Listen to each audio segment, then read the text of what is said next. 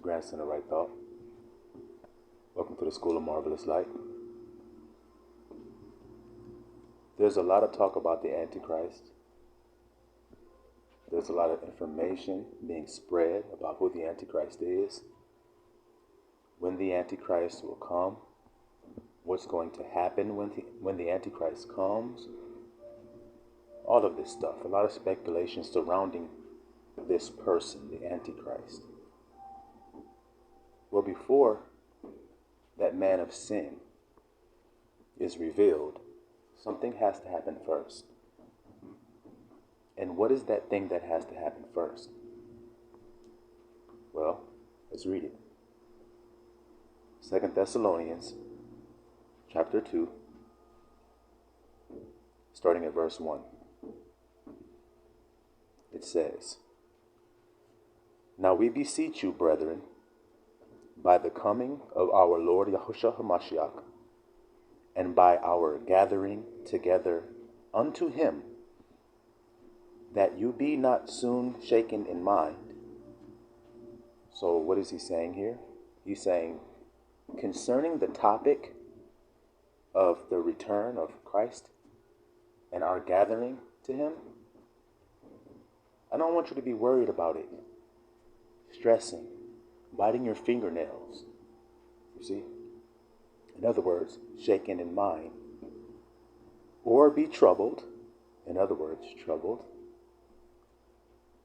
Neither by spirit, nor by word, nor by letter as from us, as that the day of Christ is at hand.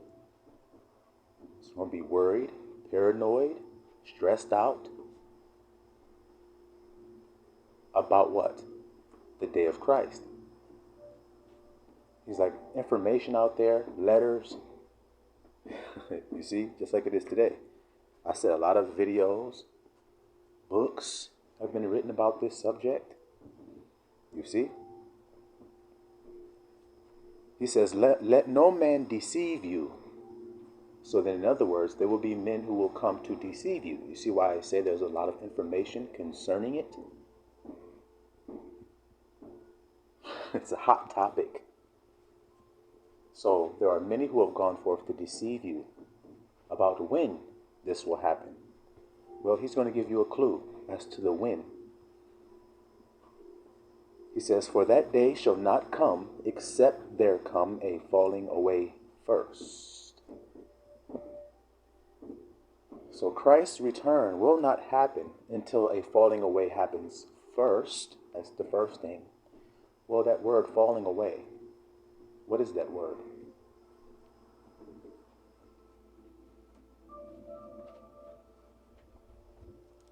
What is the word that is used there for falling away? Apostasia. Apostasia. What does that mean? It means a falling away from truth. A turning away from what you know to be right. Turning away from the faith. Well, apostasia. If we go back to the Old Testament, because we're reading the New, if we go back to the Old Testament, we'll see a word in there called divorce. To commit apostasy would be to divorce or commit adultery. To commit adultery. So a woman who commits adultery is apostate. She's turned away from the truth, her truth, the place where she dwells in truth. Do you understand? Christ and his bride. His bride is to be waiting for his return. So apostasy would be what? Her committing adultery on the man who she should be waiting for. She grew weary in the time between when he betrothed her and when he married her and consummated her. She got weary in between that time.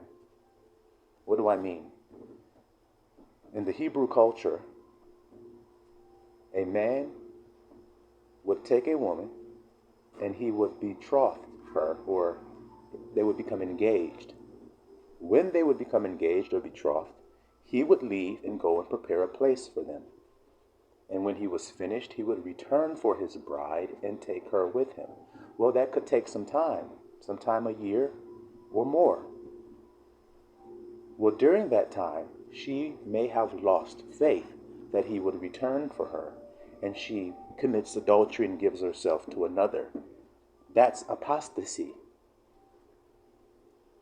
So the falling away is his bride losing faith in his return and falling away, or in other words, committing adultery on their husband. If they're not committing adultery, then the man of sin cannot do what he comes to do. Antichrist doesn't mean against, it means in the place of. An antibiotic. You have biotics in your stomach already, but if they're not working, then you need to add some antibiotic, some in the place of biotics. You understand that?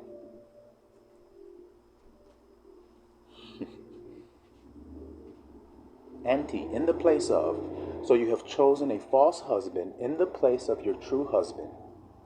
That's what falling away means. So now that we have this understanding of apostasy, which means adultery, to commit adultery, a woman who commits adultery, that's what apostasy is. If you look in it, the word is na'af in the Hebrew. Na'af. Na'af means adultery. It means apostasy. To apostatize. You hear that?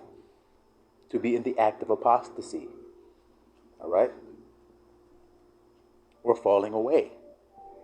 See, when a woman commits adultery, she leaves the place where she dwells in truth and chooses a place of a lie and darkness to commit the deed of adultery, doesn't she? She doesn't just do it openly. She does it in the darkness. So she has to leave the light in order to commit adultery. So what does that mean for you, church? You have to leave the light of truth in order to be committing adultery. So many of the faith here we're reading will fall away. He says it has to happen first. You see? Fall away first, and that man of sin be revealed, the son of perdition, who opposes and exalts himself above all that is called God or that is worshipped, so that he as God sitteth in the temple of God, showing himself that he is God. Remember you not that when I was yet with you, I told you these things? And now you know what withholdeth, that he might be revealed in his time. For the mystery of iniquity does already work. Only he who now letteth will let until he be taken out of the way. And then shall that wicked be revealed, whom the Lord shall consume with the spirit of his mouth, and shall destroy with the brightness of his coming. Okay? So, someone has to be removed out of the way. A restrainer has to be taken out of the way. And once he's taken out of the way, then that man of sin is revealed, who exalts himself, that son of perdition. Son of perdition. Well, Judas, was Judas a son of perdition? Is he called that man of perdition?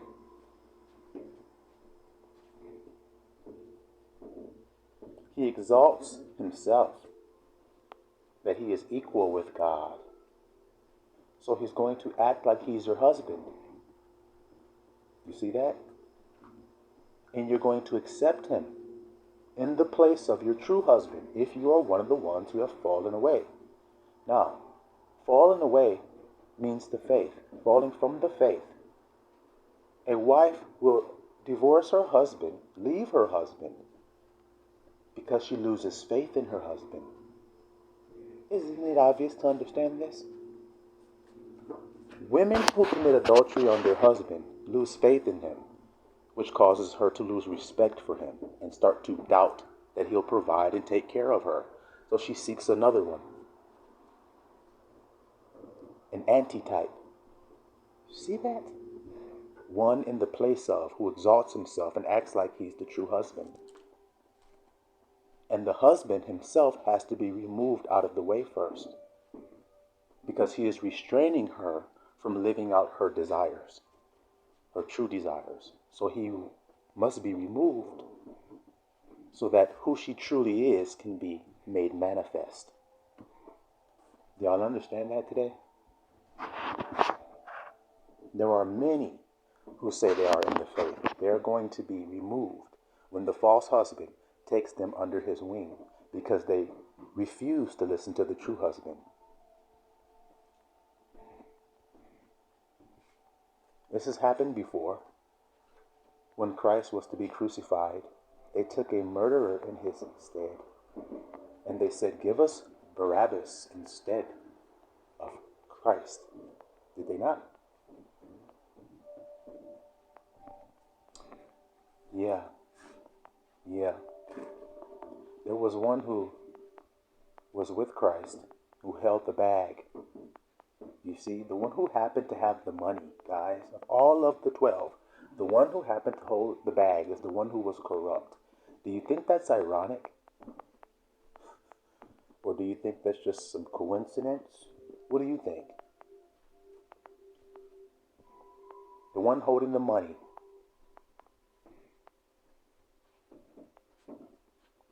So we see this betrayal, and we see what causes the betrayal.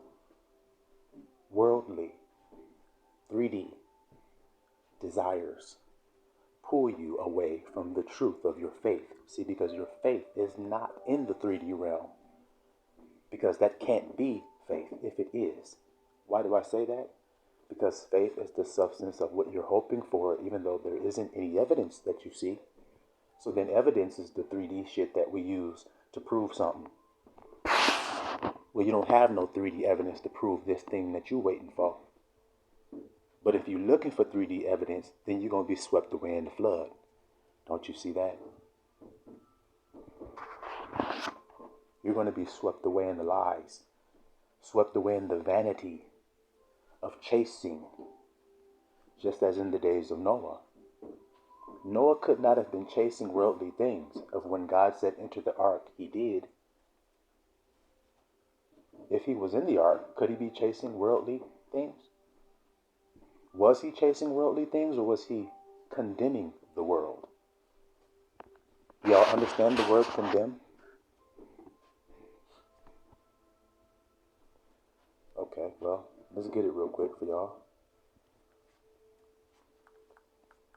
Was Noah in the world, or was he out of it? What would you say? Now, the thing that he had to do, did it require faith? Noah, in the building of the ark, did it require him to have faith? Condemn means to express complete disapproval of, typically in public. So, condemn means to express complete disapproval of, typically in public. Where did he build the ark? In private or in public where other people could see him building it?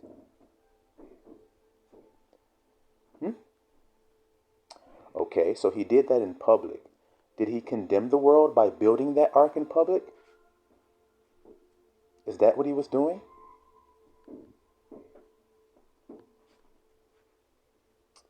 Let's see.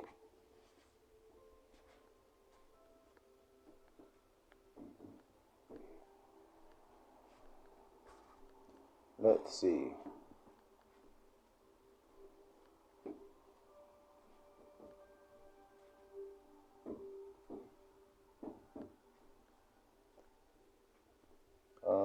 Noah.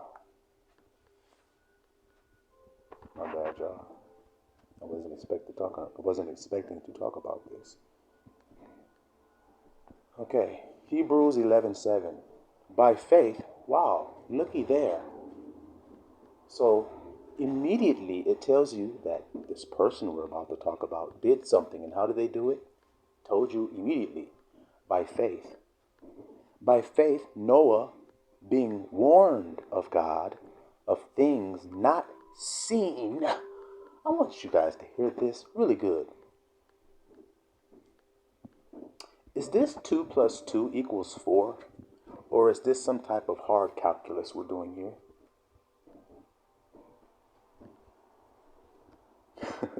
By faith, Noah, being warned of God of things not seen as yet, moved with fear, prepared an ark to the saving of his house.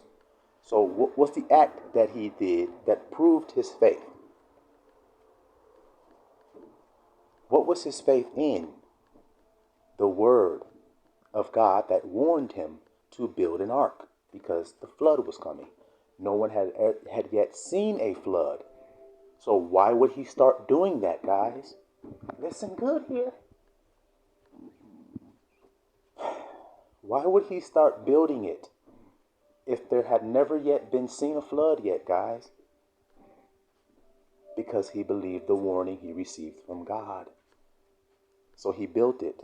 Now let's see what happened when he built it. By which he condemned the world. Wait. Let's read that again.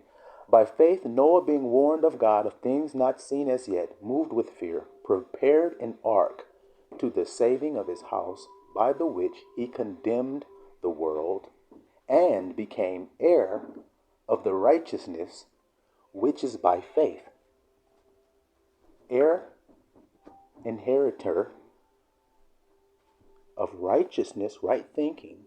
He became the inheritor of right thinking because of his faith. Now, the father of those who have right thinking, what is his name? His name is Abraham, the father of those who have faith. See how that's working? You see how that's working? Now, was Abraham before or after Noah?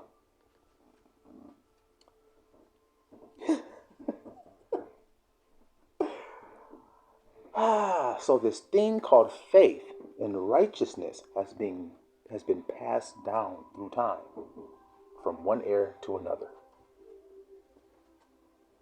We see that Noah became heir, and we see that Abraham is the father of those who have it.